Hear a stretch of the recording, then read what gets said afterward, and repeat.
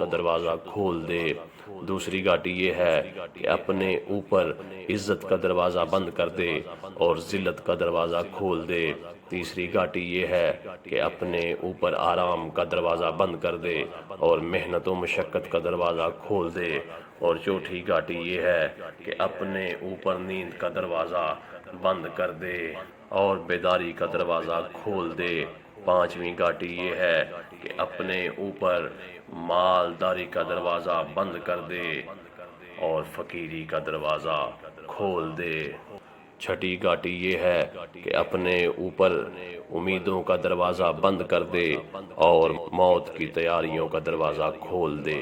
ابو عمر بن جنید رحمۃ اللہ علیہ نے فرمایا، جسے اپنا نفس پیارا ہے اسے اپنا دین عزیز نہیں۔ ابو علی روزباری رحمۃ اللہ علیہ نے فرمایا، جب صوفی 5 دن کے بعد کہہ دے کہ میں بھوکا ہوں تو اسے بازار میں بھیج دو اور کمانے کی تقید کرو۔ ذوالنون مصری رحمۃ اللہ علیہ فرماتے ہیں، ایسی عزت جو اللہ کے نزدیک زیادہ عزت والی ہو اللہ تعالیٰ نے کسی کو نصیب نہیں فرمائی سوائے اس بندے کے جسے اس کے نفس کی ذلت کی طرف رہنمائی فرمائی، اور اللہ کے نزدیک ایک انتہائی ذلیل بندہ وہ ہے جسے اس نے اس کے نفس کی ذلت سے محجوب رکھا۔ ابراہیم الخواص رحمۃ اللہ علیہ فرماتے ہیں، مجھے جو چیز ہولناک محسوس ہوئی میں اسی پر سوار ہو گیا۔ محمد بن الفضل رحمۃ اللہ علیہ فرماتے ہیں، اصل آرام نفس کی امیدوں سے رہائی ہے۔ منصور بن عبداللہ رحمۃ اللہ علیہ کہتے ہیں، میں نے ابو علی رودباری رحمۃ اللہ علیہ سے سنا فرماتے تھے کہ آفت 3 دروازوں سے آتی ہے، طبیعت کی بیماری سے، عادت پر چمٹ جانے سے اور فساد صحت سے۔ میں نے پوچھا طبیعت کی بیماری کیا ہے؟ فرمایا حرام کھانا۔ میں نے پوچھا عادت پر چمٹنا کیا ہے؟ فرمایا حرام کو دیکھنا، اس سے فائدہ اٹھانا اور غیبت کرنا۔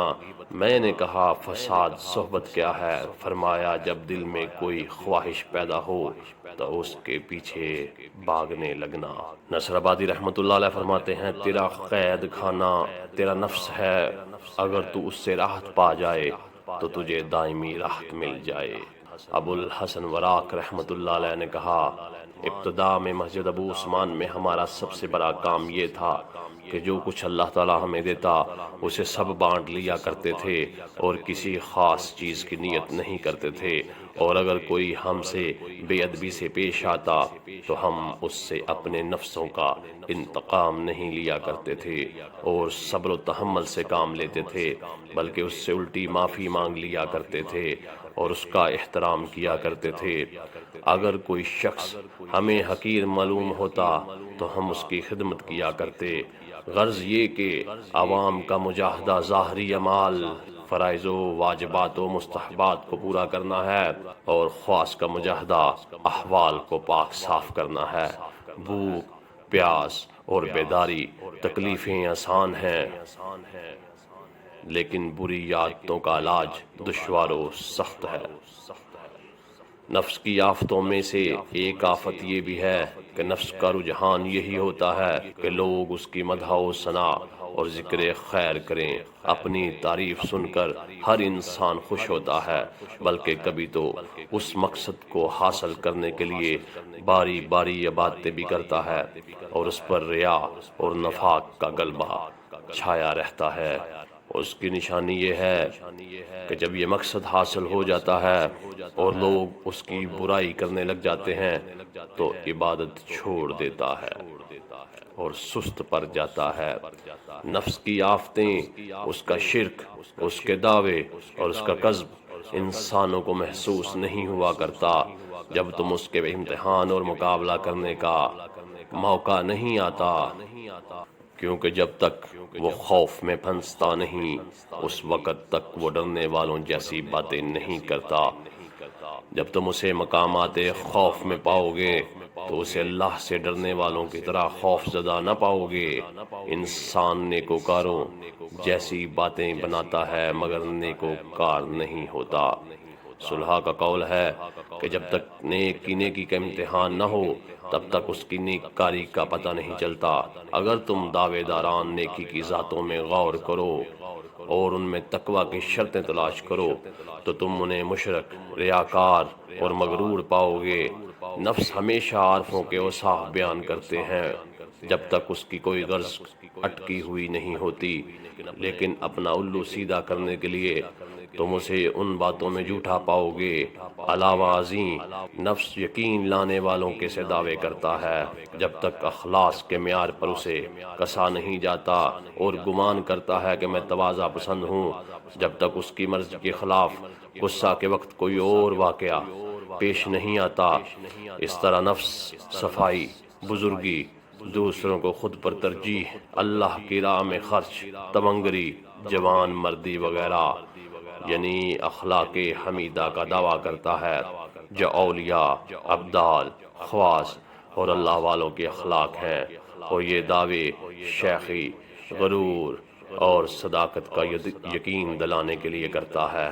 لیکن اگر تم اس کے اندر جھانک کر دیکھو اور اسے کسوٹی پر کسوٹو تو کچھ بھی ثابت نہیں ہوتا اور محض سراب ہی سراب نکلتا ہے، جیسے دور سے پیاسا پانی سمجھتا ہے مگر پاس آنے پر وہاں پانی کا ایک قطرہ بھی نہیں پاتا۔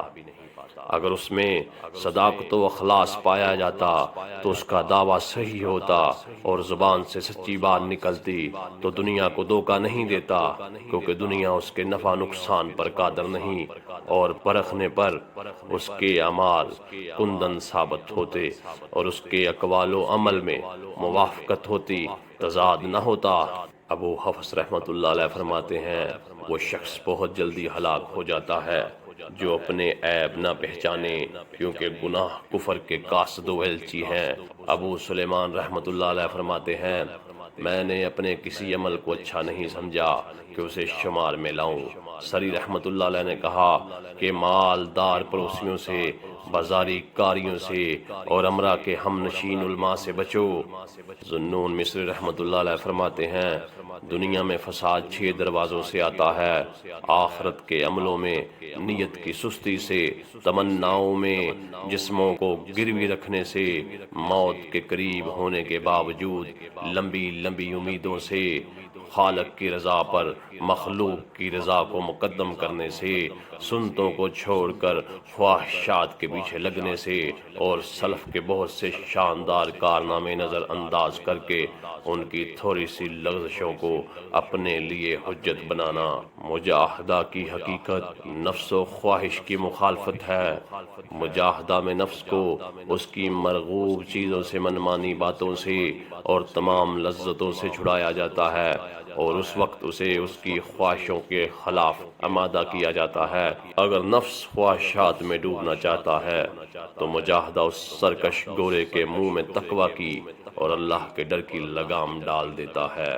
اگر نفس منہ زوری کرے اور عبادتوں کے بجا لانے میں پس و پیش کرے اور شرع شریف کی موافقت سے منہ موڑے تو مجاہدہ اسے خوف کے خلاف ہوا کے اور لذتوں کو دفع کرنے والے کوروں سے مار مار کر چلاتا ہے اور سیدھا کر دیتا ہے۔ مجاہدہ مراقبہ کے بغیر تکمیلی مراحل طے نہیں کر سکتا۔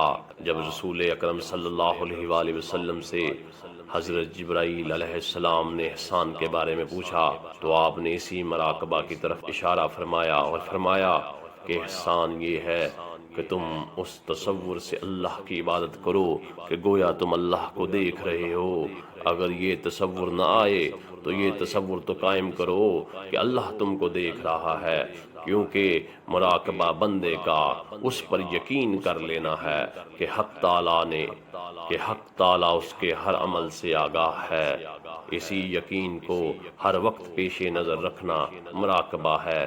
یہی ہر نیکی اور کار خیر کی جڑ ہے، لیکن محاسبہ کے اور فوراً اصلاح حال کے بعد ہی اس مرتبہ تک پہنچا جا سکتا ہے تاکہ انسان صحیح راہ پر گامزن رہے اور اسے چمٹا رہے اور اپنے اور اللہ کے درمیان دل کی بہترین نگہداشت کرتا رہے اور اللہ تعالیٰ کے ساتھ اپنی سانسوں کی حفاظت کرے اور یقین کر لے کہ اللہ جل جلالہ اس کی نگرانی کر رہا ہے اور اسے ہر وقت دیکھ رہا ہے اور اس کے دل کے قریب ہے اور اس کے احوال و افعال کو جانتا ہے اور دیکھ رہا ہے اور اس کی تمام باتوں کو سن رہا ہے۔ مجاہدہ 4 چیزوں کے بغیر پورا نہیں ہوتا: اللہ کو پہچاننا، ابلیس کو جو اللہ کا اور انسان کا دشمن ہے اس کو پہچاننا، نفس امارہ کو پہچاننا جو برائیوں کی طرف کھینچ کر لے جاتا ہے، اور اللہ کے لیے